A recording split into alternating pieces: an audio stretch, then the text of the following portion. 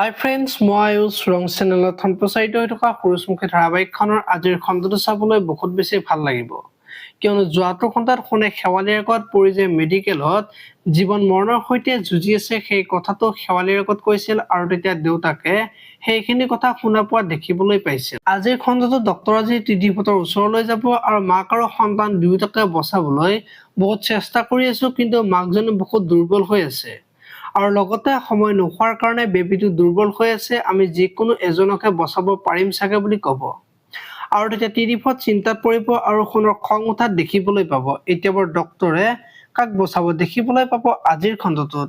এইফালে আকৌ শেৱালীয়ে সোণ নখা ৰাখি বাহিৰত ৰখি থাকিব আৰু তেতিয়া শেৱালীয়ে খবৰ এটা পালে ভাল আছিল, বাৰে বাৰে ফোন কৰিব বেয়া লাগে বুলি ভাবি থাকিব আৰু তেতিয়া দেউতাক আহিব আৰু শেৱালীয়ে দেউতাকক তুমি এতিয়ালৈকে খোৱাই নাই যে বুলি দেউতাকক সুধিব আৰু তেতিয়া দেউতাকে পৰিৰ কথা চিন্তা কৰি অশান্তিত আছো বুলি কোৱা দেখিবলৈ পাব। আপোনালোকে সূৰুযমুখী ধাৰাবাহিকখন চাই কেনেকুৱা পায় কমেন্ট কৰি জনাব আৰু যদি আপোনালোকে এতিয়ালৈকে চেনেলটো সাবস্ক্ৰাইব কৰা নাই তেতিয়াহ'লে চেনেলটো সাবস্ক্ৰাইব কৰি বেল আইকনটো প্ৰেছ কৰি দিব। ধন্যবাদ।